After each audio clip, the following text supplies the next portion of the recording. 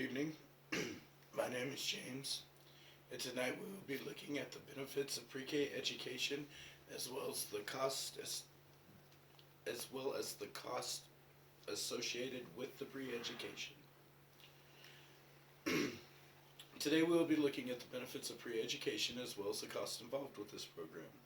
It is my goal that after this information is brought to the forefront, that we will all understand why this cost must not be allowed to happen.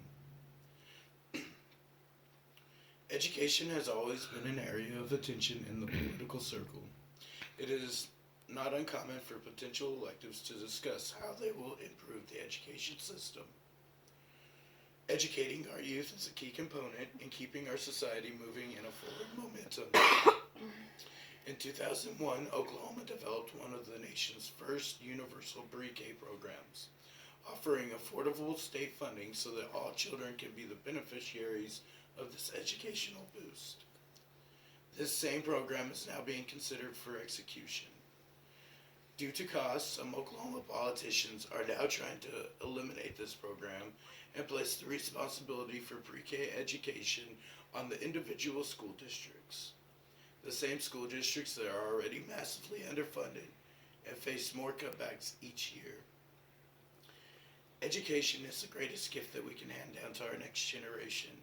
It gives them the tools to be successful in life and to keep moving forward as a culture. Educated people are less likely to be incarcerated because they are less likely to be impoverished and because of that do not need crime to survive. They are also more likely to be successful professionals by developing the skills early on that they need for study and hard work ethic.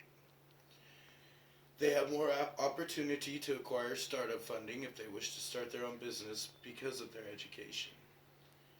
It is also our moral obligation to do everything in our power to set up the children for success. All of these points are well-known facts.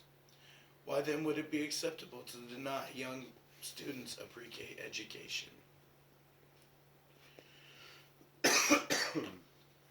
NPR states in their article that middle school students who were in pre-K years earlier have higher math scores, are more likely to enroll in honors courses, and are noticeably less likely to have been retained in grade. These are important factors because the test scores will help them as they progress through colleges and get into the real world. Having the honors classes will also help them get into colleges and teach them the discipline that they need. And not having to be retained in grade gives them the confidence boost that they need. Age is also an important aspect to education. In her work, Yeltsin states that progressive development of creative design skills from kindergarten education, that development occurs between 2 and 6 years of age, more than at any other time during a child's development. This is the time span that pre-K schools focus on. Low-income families in Oklahoma can start their children in pre-K at the age of 3. Those families not receiving aid have a choice to either pay a tuition or wait until their child is 4. Politicians are aware of all these benefits, yet one thing stands in the way: money. The proposed solution to this financial issue is to make pre-K optional and the responsibility of the individual school districts. To place this option into effect would be a mistake that would set back thousands of Oklahoma students. The funding must be maintained. The costs associated with this program must be seen as an investment. According to Bartik, there is a benefit to cost ratio of 3 or 4 to 1. NPR offered this breakdown of Tulsa's pre-K funding. The cost of a full day pre-K student in Tulsa is $10,000 per student. The latest data shows that the long-term benefits of the Tulsa program exceed the short-term cost by at least 2 to 1 in current dollars.